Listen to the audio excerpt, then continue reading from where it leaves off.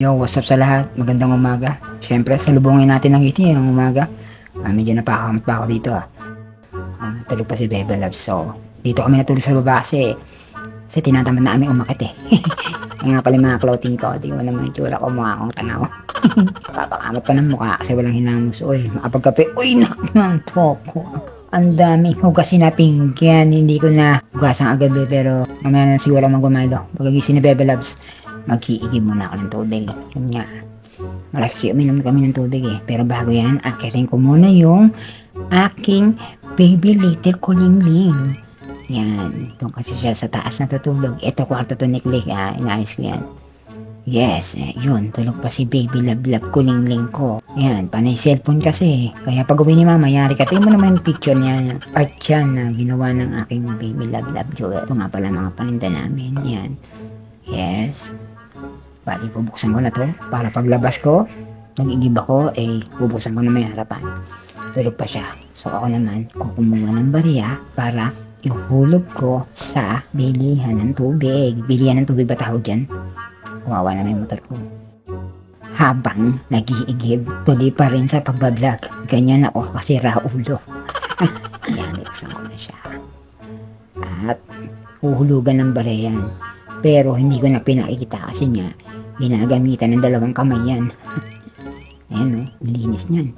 Mineral yan. Social kami. Mineral kami 15 pesos. Tapos nasa tapat lang ng bahay nyo. Ayan bubuksan ko na ngayon yung shop na shop-shopan to Ayan, wala pang pintura yun pipinturahan ko sana kaya lang wala pa ako sa mood magpintura kaya ganyan siya.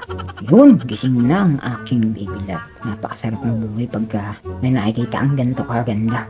Hello, gising ka na. Tapos maglaba ka, maglampaso mo, hugas pinggan. Joke lang. Love you. Tiklapin mo na higaan mo. Okay. Ayan, kita na natin labas. Ayan, kita nyo na rin yung mga clothing na nasa amin. Amin tinitinda. Ang ganda talaga ng aking lovey loves. Tingnan mo naman, napapapis po. Yan, hindi ka po pwedeng magluto. Nagbabala kasi siya magluto. Sabi ko, hindi pwede. Kasi ikaw, mapait ka magluto.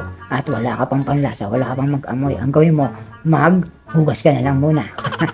Yan, tama yan. Ang pagkahugas mo tingnan mo naman sa dami na naghuhugas ang ganda pa rin ito. Ako naman, tiniklop ko ang kanyang hinigan. At forma-forma konti. Ayan, linis-linis. Yan. Ako rin maglilinis kasi tulungan kami nito Lambingan, to the max, yan. Huwag mo wrestlingin ako. Ito na, mag-aalmusal na kami. Medyo late ang gising na, pero gano'n pa man, magandang umaga sa inyo, napapapis pa. At tuwing umaga maging masaya tayo. At pagkatas kumain, cheers, isip tayo ng pagkakaperahan sa malinis na paraan. Peace. God bless to all you.